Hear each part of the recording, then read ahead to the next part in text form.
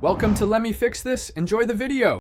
You start by confirming your phone recognizes both SIMs and labeling them so you won't confuse SIM1 with SIM2. Once done, make sure the battery is healthy and you're on Wi-Fi to prevent drop changes. Now open phone or call settings, then tap SIM management or dual SIM options.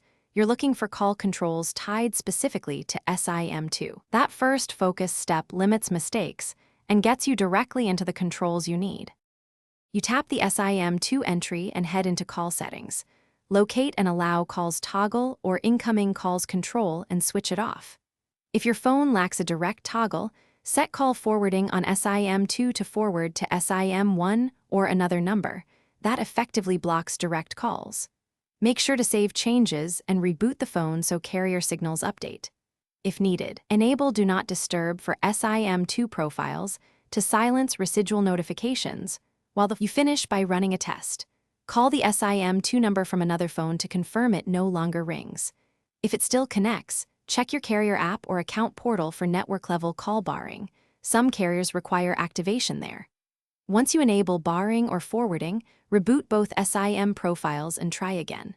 If problems persist, contact the carrier and ask for call barring on SIM2.